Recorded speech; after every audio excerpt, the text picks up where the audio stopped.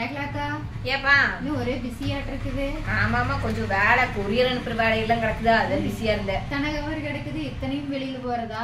ஆமாமா ஒண்ணு வந்து சென்னையில இருந்து வந்தது, பெங்களூர்ல இருந்து வந்திருக்குது, மைசூர்ல இருந்து வந்திருக்குது, ஏன் சிங்கப்பூர்ல இருந்து கூட வந்திருக்குது தெரியுமா?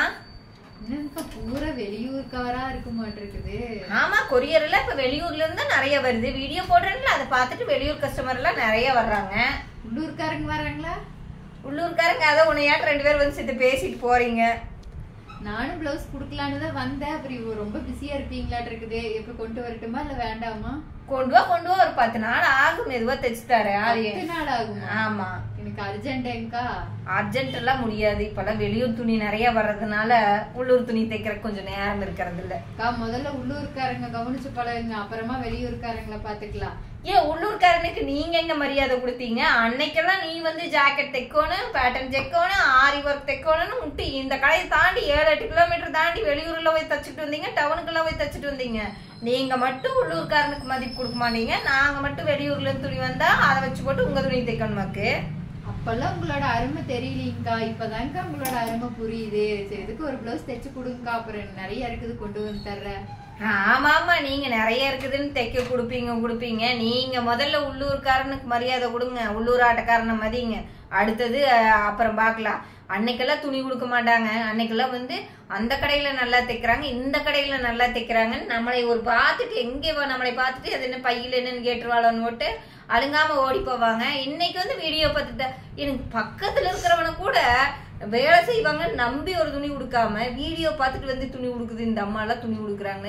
இவங்களை எல்லாம் என்ன சொல்ல? இப்ப கொடுத்து போட்டு உள்ளூர் காட்டக்காரனுக்கு மதிக்கிறது அம்மா.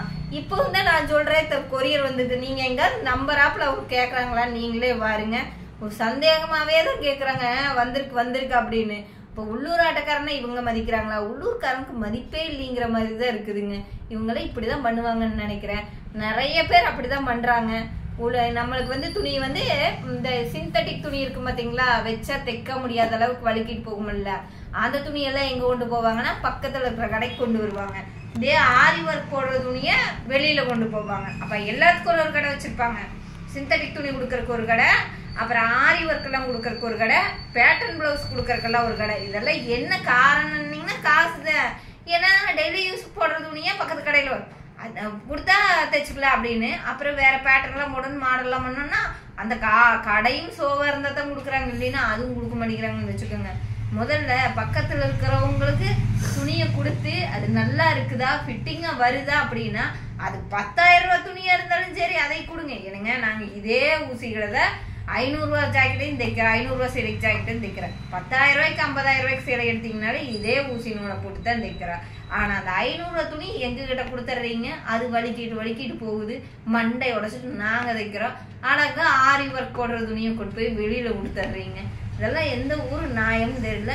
ஆனா நாங்க மட்டும் வெளியூர்ல இருந்து துணி வருது வந்து தைக்கிறோம் அப்படின்னா நீங்க வந்து என்னங்கிறீங்க, வெளியூர்காரங்களுக்கே துணி தைங்க, எங்கட துணி தைக்க மாட்டேங்கன்னு கேட்கறாங்க. இதெல்லாம் என்ன நியாயம்? நீங்களே சொல்லுங்க பார்த்துக்கோங்க. வர உள்ளூர்காரங்களுக்கு மரியாதையே எல்லாம் போச்சு. கரெக்ட் தான் நான் சொல்றது. Thank you friends.